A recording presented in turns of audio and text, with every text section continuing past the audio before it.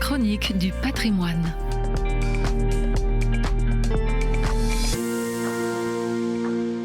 Les archéologues turcs ont découvert il y a quelques mois, au milieu d'une importante nécropole à Iznik, à Nicée donc, une chambre funéraire souterraine datant de la fin du IIIe siècle.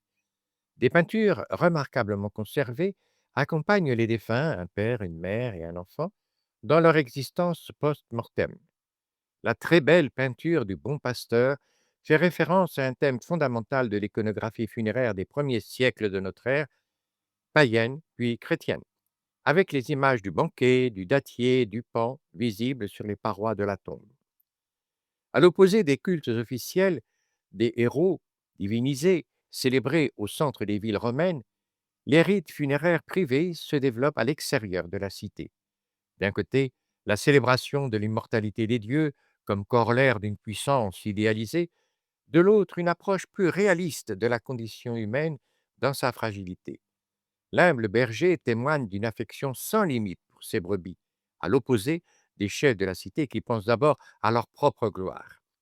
Le pasteur apporte le réconfort dans les moments difficiles, et pour le grand saut dans l'au-delà, il vaut mieux se fier à cette figure de la compassion sans limite. Le premier christianisme reprend à son compte ce désir de l'homme d'être aimé jusque dans l'épreuve suprême, en identifiant le bon pasteur au Christ.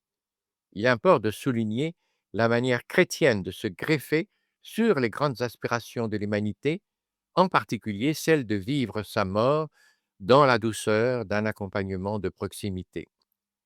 Le psaume biblique parle déjà d'un bon pasteur qui mène ses brebis sur des prés d'herbes fraîches et qui marche avec elles dans les vallées de la mort. Les mythes grecs aussi considèrent Hermès comme le meilleur accompagnateur des humains, jusque dans l'au-delà, et le représentent porteur d'un bélier. À Sumer, on trouve des thèmes semblables.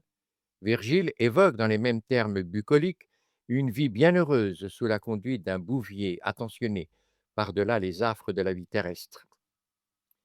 L'Évangile parle à l'humanité et désigne donc sous les traits du berger le Christ. Je suis le bon pasteur, dit Jésus, celui qui va jusqu'à donner sa vie pour ses brebis, qui les aime sans limite et passe avec elles l'épreuve ultime de la fin, témoignant d'une victoire de l'amour sur la mort. Et voilà que le bon pasteur rassemble les hommes et les femmes de toutes les conditions, de toutes croyances, dans ce moment où nous sommes tous égaux pour l'ultime questionnement du sens de la vie.